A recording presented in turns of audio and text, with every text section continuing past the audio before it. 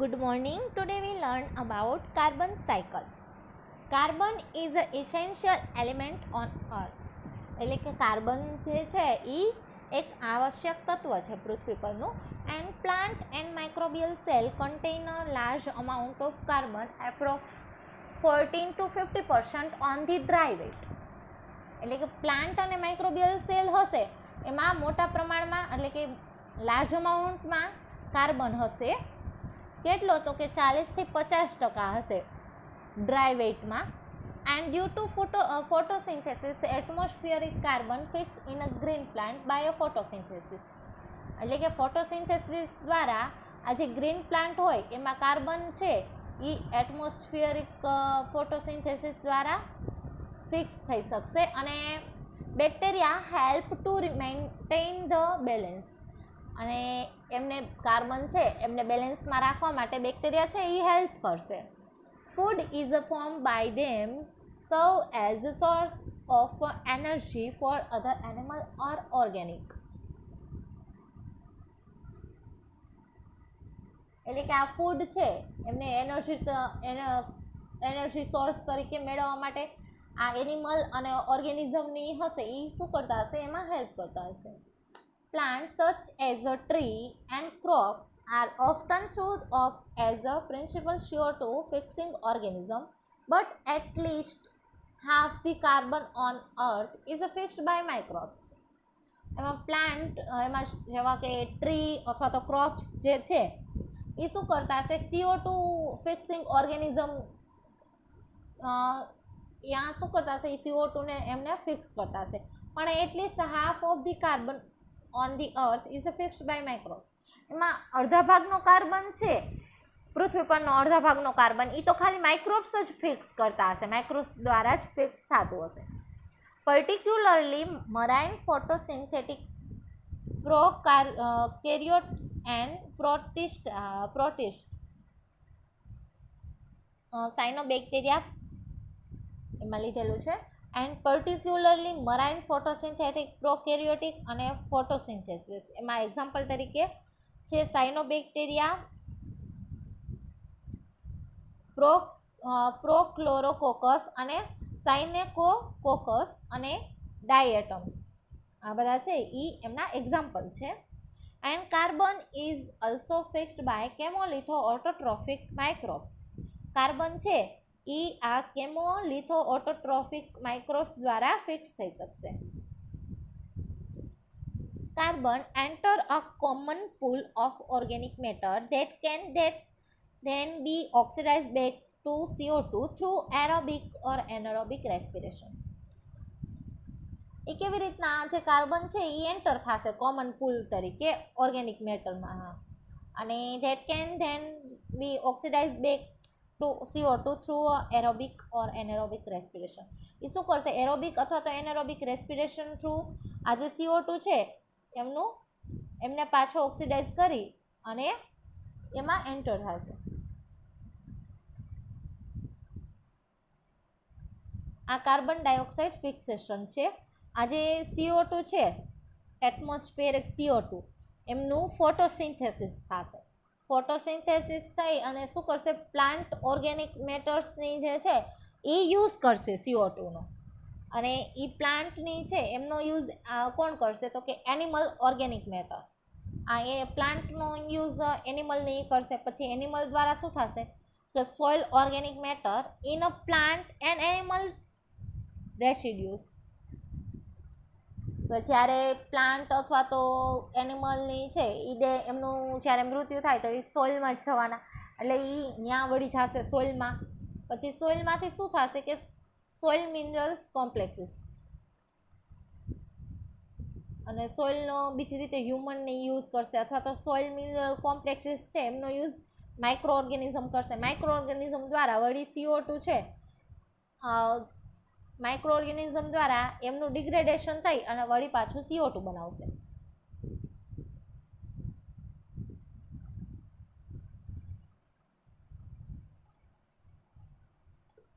Degradation of complex organic compound એટલે કે complex organic કમ્પાઉન્ડનું degradation. એમાં cellulose degradation, unbranched polymer of 1000 to 1 million D-glucose units linked together with a beta 1 for glycosidic bond.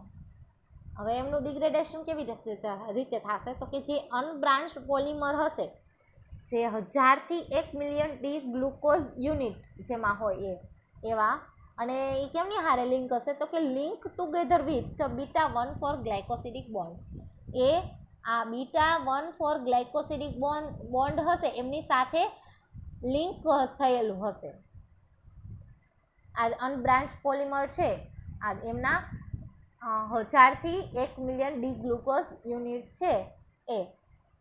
And in an acidic soil around 4 pH, many predominant fungi, Trichoderma, Aspergillus, Penicillium attack on a cellulose. આ જ્યારે acidic soil હોય કે જેમની pH 4 pHની around હોય એવા ઘણા બધા પ્રીડોમિનન્ટ ફંજાઈ એમાં ટ્રાઇકોડર્મા, એસ્પર્જિલસ, પેનિસિલિયમની જે છે એ સેલ્યુલોઝ ઉપર એટેક કરશે. In a less acidic or a neutral condition, bacteria actively attack on a cellulose and hemicellulose. એટલે કે જ્યારે ઓછી એસિડિક અથવા તો ન્યુટ્રલ કન્ડિશન હોય ત્યારે બેક્ટેરિયા એક્ટિવલી એટેક કરશે આ સેલ્યુલોઝ અને હેમિસેલ્યુલોઝ ઉપર. Cellulose converted into lactic, butyric and acetic acid, methane, hydrogen gas and ammonia. અને આ જે સેલ્યુલોઝનું ડિગ્રેડેશન થશે ત્યારે સેલ્યુલોઝ છે એ કન્વર્ટ થશે કેમાં તો કે લેક્ટિક, બ્યુટેરિક એન્ડ એસિટિક એસિડમાં, મિથેનમાં, હાઇડ્રોજન ગેસ અને અમોનિયામાં એ કન્વર્ટ થશે. સેલ્યુલોઝ છે એમનું સેલ્યુલોબાયોઝ બનશે. સેલ્યુલોઝ બાયોઝમાંથી ગ્લુકોઝ, ગ્લુકોઝમાંથી CO2. સિમિલરલી હેમિસેલ્યુલોઝનો લિગ્નિન એન્ડ પેક્ટિન. અને આ હેમિસેલ્યુલોઝ, લિગ્નિન અને પેક્ટિનનું કન્વર્ઝન આની જેમ જ થશે ડિગ્રેડેશનની. બીટા 1 ફોર ગ્લુકેનેઝ અને બીટા ગ્લુકોનેઝ આ જે છે એ એન્ઝાઇમના નામ છે. Starch present in a particular part, tubers, bulbs, rhizomes and seeds. આ જે પર્ટિક્યુલર પાર્ટમાં પ્રેઝન્ટ હશે સ્ટાર્ચ જેવા કે ટ્યુબર્સ, બલ્બ્સ, રાઇઝોમ્સ અને સીડ્સમાં. Alpha 1 four glycosidic linkage and alpha 1,6 glycosidic linkage. જે સ્ટાર્ચ છે એ કેવી રીતના લિંક થયેલું હશે તો કે આલ્ફા 1 ફોર ગ્લાયકોસિડિક લિંકેજ હશે અને આલ્ફા 1,6 ગ્લાયકોસિડિક લિંકેજ જોવા મળશે સ્ટાર્ચમાં. અને alpha linkage easily hydrolyse by enzyme દ્વારા આ જે આલ્ફા લિંકેજ છે એ ઇઝીલી હાઇડ્રોલાઇઝ થઈ શકશે એમનું. And aerobically utilise starch and produce organic acid and carbon dioxide. જ્યારે સ્ટાર્ચનું યુટિલાઇઝ એરોબિકલી રીતે થાય અને પ્રોડ્યુસ ઓર્ગેનિક એસિડ ત્યારે શું કરશે કે ઓર્ગેનિક એસિડ છે એ પ્રોડ્યુસ કરશે અને કાર્બન ડાયોક્સાઇડ, ઓર્ગેનિક એસિડ અને કાર્બન ડાયોક્સાઇડ છે એ પ્રોડ્યુસ કરશે. More microbes having enzyme to break this link. અને અમુક ઘણા બધા જે બેક્ટેરિયા માઇક્રો ઓર્ગેનિઝમ જે માઇક્રોબ્સ હશે એ શું કરતા હશે કે એન્ઝાઇમમાં આ જે લિંક હોય એ બ્રેક કરી નાખશે. લિગ્નિન decomposition, important structural material in the support tissue of vascular plants. આ જે છે એ સપોર્ટ ટિશ્યુ, આ વેસ્ક્યુલર પાર્ટનો જે સપોર્ટ ટિશ્યુ હોય એમની અંદર આ એક ઇમ્પોર્ટન્ટ સ્ટ્રક્ચરલ મટીરિયલ છે. And lignin film the spaces in the cell wall between a cellulose, hemicellulose and pectin component. Specially lignin છે એ ફિલ ધ સ્પેસીસ, આ જે સેલ વોલ, આ સેલ્યુલોઝ, હેમિસેલ્યુલોઝ અને પેક્ટિનની જે સેલ વોલ હોય એમની વચ્ચે જે સ્પેસ હોય એમને એ ફિલ કરશે આ લિગ્નિન છે એ.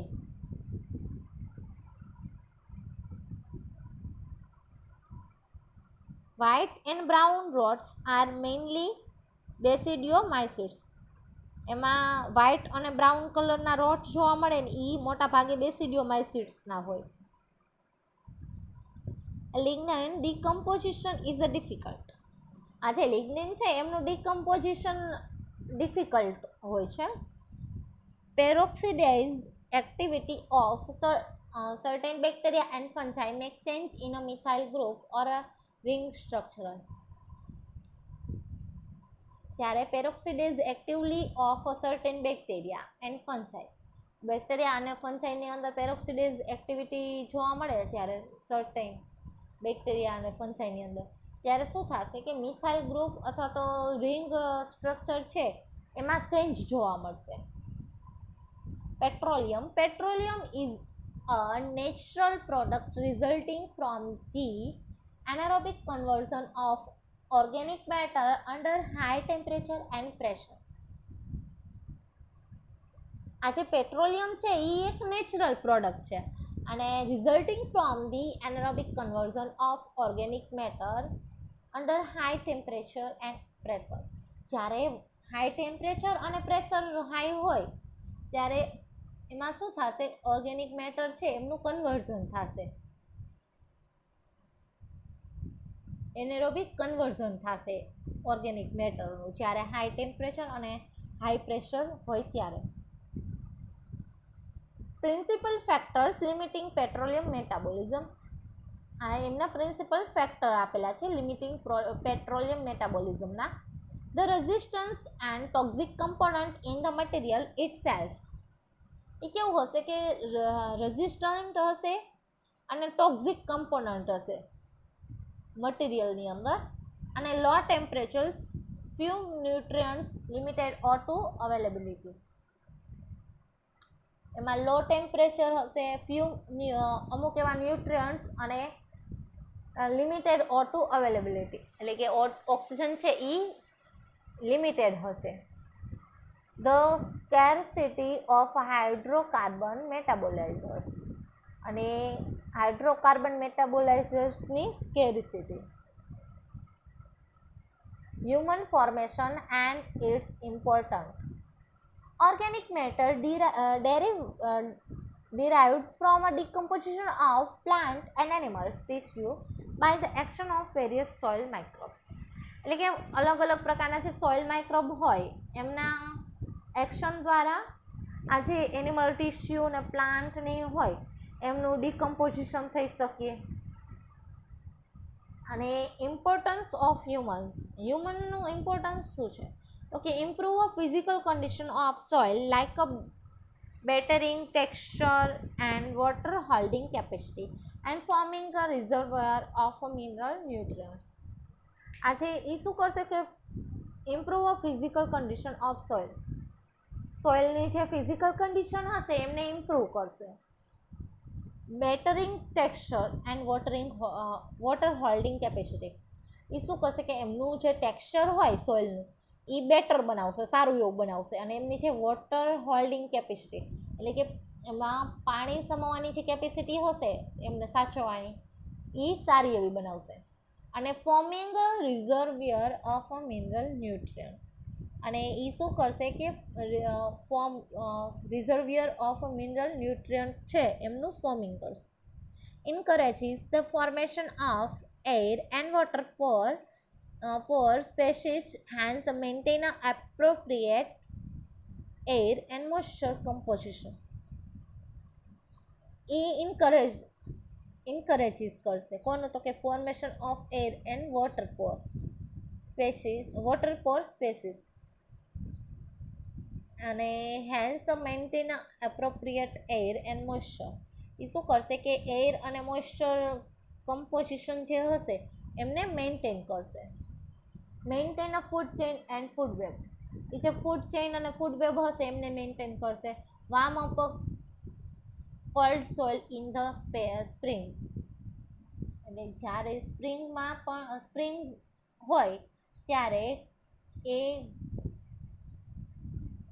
કોલ્ડ સોઇલમાં વાર્મ અપ કરશે. Warm up cold soil in the spring during the humidification process, microbes secretes sticky gum like mucilages, hold particles together and allowing a greater aeration of the soil. આ microbes જે છે એ secrets શું secret કરશે તો કે sticky ગમ like mucilage જે છે એ સિક્રેટ કરશે માઇક્રોબ્સ અને hold particle together and allowing greater aeration. એ શું કરશે કે પાર્ટિકલ્સ સાથે હોલ્ડ થશે અને એરેશન સોઇલમાં એરેશન થવા માટે અલાઉ કરશે. Okay, thank you.